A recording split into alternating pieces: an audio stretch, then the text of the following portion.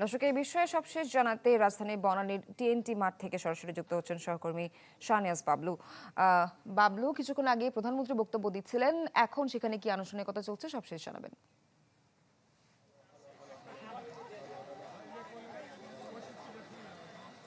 সোহার, আনুষ্ঠানিকতা শেষ। এখন প্রধানমন্ত্রী বের হয়ে যাচ্ছেন, তার স্ত্রী ডাক্তার জুবাইদা রহমানের সাথে রয়েছেন।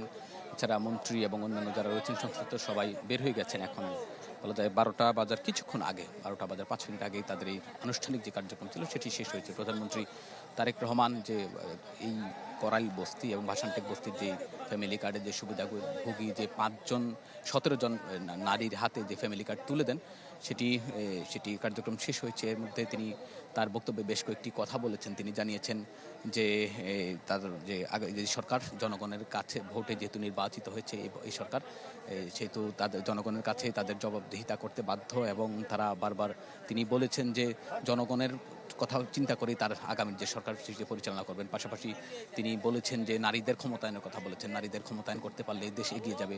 পাশাপাশি তিনি রাষ্ট্র ক্ষমতায় যে রাষ্ট্রের বিভিন্ন সেক্টরে নারীদের ক্ষমতায়নের কথা বলেছেন, এবং তিনি যে দারিদ্র বিমোচনে, বিশেষ করে যেহেতু দেশের অর্ধেক নারী, সেই নারীদেরকে কীভাবে ক্ষমতায়ন করা যায় এবং সামাজিক সুরক্ষা নিশ্চিত করা যায় সেই জন্য কথা বলেছেন। তিনি বলেছেন বৈশ্বিক যে টালমাটাল পরিস্থিতি, অর্থাৎ যুদ্ধের যে পরিস্থিতি চলছে, এই পরিস্থিতিতে রাষ্ট্রের যেই সকল যে তার যে পরিকল্পনা রয়েছে সেটি বাস্তবায়ন করতে হয়তো কিছুটা দেরি হতে পারে। সেই পরিকল্পনা বাস্তবায়নে বিঘ্ন হলেও দেশের মানুষ যাতে ধৈর্য সহকারে সেই পরিস্থিতি মোকাবিলা করে, সেই জন্য তিনি আহ্বান জানিয়েছেন।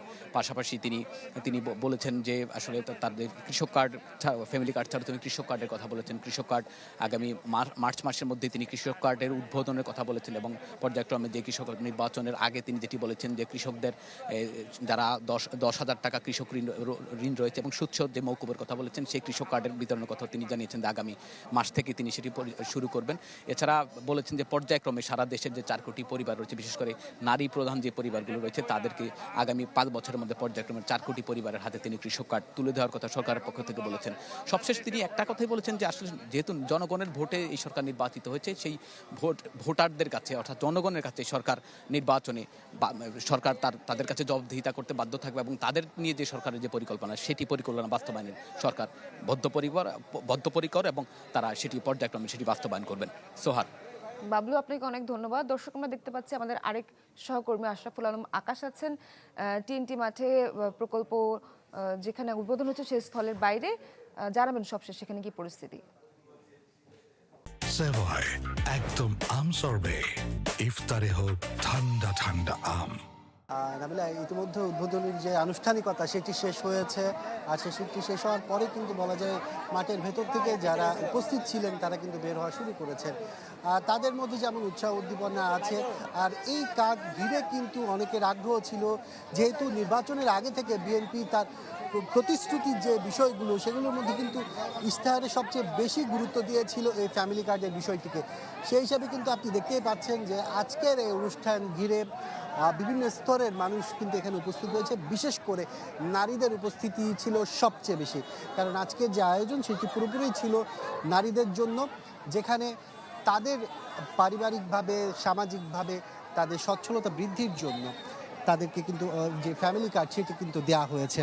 বলা যায় দেশের বিভিন্ন স্থানে প্রায় 13টি জেলার 15টি ওয়ার্ডে কিন্তু আজকে একই সাথে এই ফ্যামিলি কার্ডের যে আনুষ্ঠানিকতা সেটি কিন্তু সম্পূর্ণ করা হয়েছে, যেখানে 37,000-এর বেশি সুবিধাভোগী কিন্তু আজকে এই কার্ডের যে অর্থ সেটি কিন্তু পেয়েছেন প্রাথমিক পরীক্ষামূলক যে প্রকল্প সেই প্রকল্পের আওতায়। তবে ধীরে ধীরে এই ফ্যামিলি কার্ডের আওতায় সারা দেশের মধ্যে যারা ভুক্তভোগীরা আছেন, সুবিধাভোগীরা আছেন, তাদের কাছে পৌঁছে দেওয়ার জন্য আশ্বস্ত করেছেন প্রধানমন্ত্রী নিজেই। বলা যায় প্রথম পর্যায়ে 3 ক্যাটাগরিতে আসলে এই কার্ডগুলো দেওয়া হচ্ছে, যেখানে হতদরিদ্র, দরিদ্র এবং নিম্নবিত্ত পরিবার, এই 3 ক্যাটাগরিতে কিন্তু কার্ডগুলো বিতরণ করা হচ্ছে। আমরা এখানে যারা উপস্থিত নারীরা ছিলেন তাদের সাথে কথা বলেছি, তারা যেটি বলছেন আসলে এই ধরনের যে উদ্যোগ সরকারের নির্বাচনের পরপরই এমন উদ্যোগকে তারা স্বাগত জানাচ্ছেন। তারা বলছেন স্বচ্ছতার সাথে যেন এই কার্ডটি ভবিষ্যতে সবার কাছে বিতরণ করা হয়, সেদিকে যেন সরকার কঠোর নজর রাখে, সেই আবেদনটিও কিন্তু তারা করেছেন। নাবিলা। আকাশ, আপনাকে ধন্যবাদ।